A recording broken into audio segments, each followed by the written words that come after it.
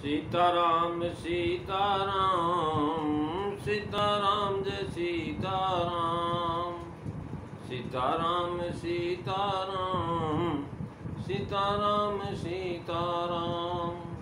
बोलिए श्यावर रामचंद्र भगवान की जय, वृंदावन बिहारी लाल की जय, उमापति महादेव की जय, पवन सुत हनुमान की जय, सब संतन की जय, सब भक्तन की जय, सच्चियां जोता वाली माता तेरी सदा ही जय। बोल सनातन धर्म की जय, सदगुरुदेव महाराज की जय।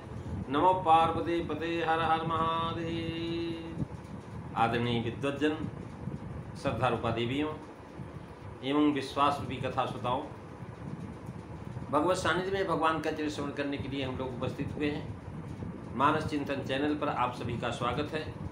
पिछली चर्चा में आप दोहा नंबर 32 की 9वीं चौपाई तक जो है श्रवण किए थे, 10वीं चौपाई 9वीं चौपाई तक। आज हम जो है 10वीं और 11वीं चौपाई पर विचार करने की चेष्टा करेंगे।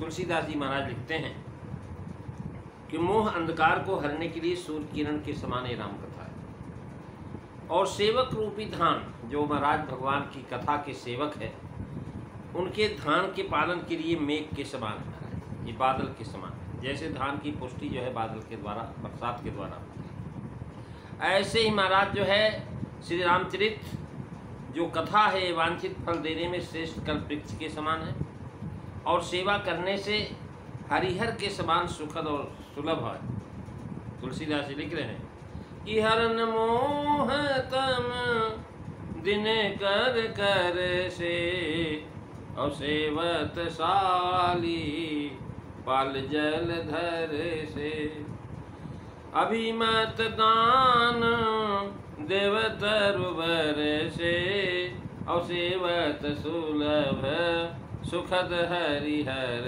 से, मंगल भवनो अमंगल हारी, दबऊ सुदशरथो अजीर बिहारी।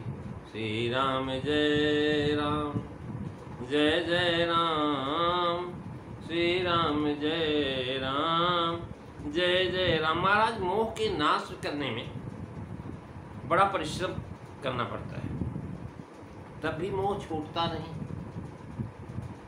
माधव मोह पास क्यों छूटे, माधव मोह पास क्यों टूटे। महाराज भगवान से प्रार्थना करते हैं कि हे प्रभु, ये मोह पास क्यों नहीं टूटता है।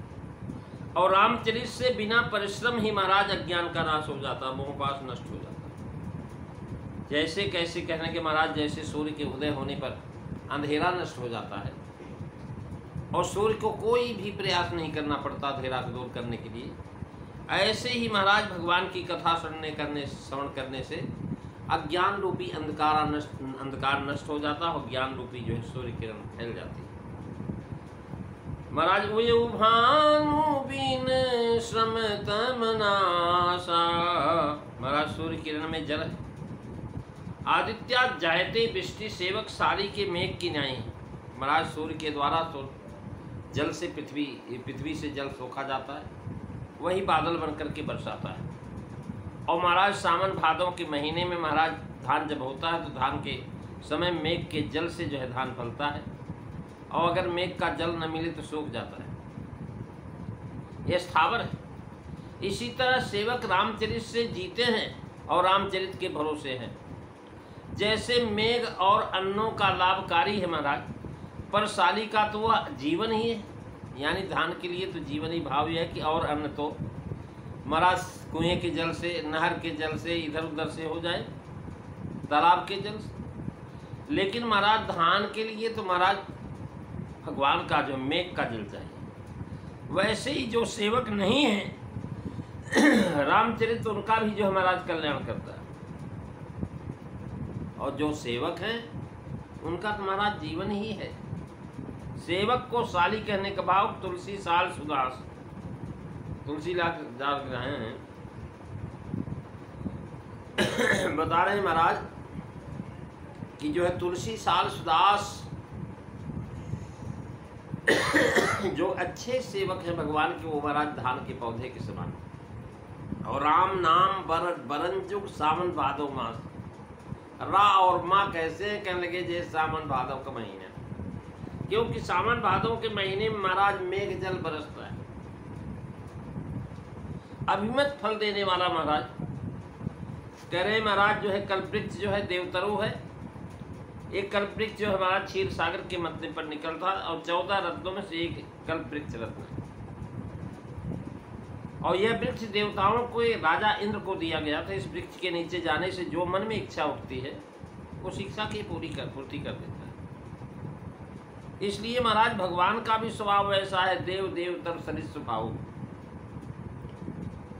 वो कोई भगवान ये नहीं देखते कि हमारे सन्मुख वाला है विमुख वाला है, यानी जो है भगवान का सेवक है भगत है तब तो अच्छी बात है, और विमुख भी अगर भगवान की शरण में चला जाता है तो महाराज तुरंत जो है वो काम कर देता है। जैसे वृक्ष किसी को पहचानता नहीं, कोई भी चला जाए, लेकिन जब वहां जाए निकट पहचानतर छाह समन सब सोच, महाराज छाया सबसे पहले मिल जाएगा, समन हो जाएगा महाराज ताप का और शोक का, और मागत अभिमत पाव जग राव रंग फल भोज। महाराज जो है कल्पवृक्ष के नीचे जाकर के जो भी प्राप्त करना चाहता है मांग लेता है तो वो मिल जाता है, चाहे वो राजा हो, चाहे रंग हो, चाहे भला हो, चाहे खराब। करे महाराज राम नाम काम तरो जोई जोई मागी है। विनय पत्रिका में लिखते हैं कि राम नाम काम तरो जोई जोई मागी है, तुलसी स्वार्थ परमार्थ न खागी है। राम नाम काम तरु जोई जोई मागी है। महाराज ये काम तरु जो जो मांगेंगे वो प्राप्त कर देता है। धर्म अर्थ काम का देने वाला महाराज, अर्थ धर्म काम का देने वाला है, इसका नाश कल्पांत तक नहीं होता। इसी प्रकार एक पेड़ जो महाराज मुसलमानों का भी स्वर्ग में है जिसे तूबा कहते हैं। कल्पवृक्ष के फूल सफेद होते हैं। रामचरित वांछित फल देने में महाराज श्रेष्ठ कल्पवृक्ष के समान है, और सेवा करने से हरिहर यानी भगवान शिव और विष्णु के समान सुलभ है और सुखद। रामचरित को श्रेष्ठ कल्पवृक्ष के समान कहा, क्योंकि कल्पवृक्ष के नीचे यदि बुरी वस्तु की चाह हो तो बुरी ही मिलेगी। एक कथा है महाराज, एक मनुष्य ने जाकर के सोचा कि महाराज यहाँ पलंग होता, बिछौना आज होता तो लेटते, भोजन करते, भोग विलास करते। ये सब इच्छा करते ही महाराज उसके सामने सारी चीजें जो आ गई, सब मिल गया। इतने में उसके विचार में आया कहीं यह न हो यहाँ सिंह आ जाए और हमें खा ले। महाराज विचार उठते वहां सिंह आके पहुंच गया और उसे खा गया। ये कल्पवृक्ष की बात चर्चा होता है, लेकिन राम नाम रामचरित में यह गुण नहीं, इसलिए यहाँ पर पत्ती है। कल्पवृक्ष जो है अर्थ धर्म और काम तीन ही फल देता है, और राम जी का चरित्र जो है महाराज चारों फल देता है। इसलिए देवतर से भी बरु है, यानी कल्पवृक्ष से भी श्रेष्ठ कहा गया है। और ऊपर चौपाई में महाराज सारी को उपमा दिया। धान जो है स्थावर है।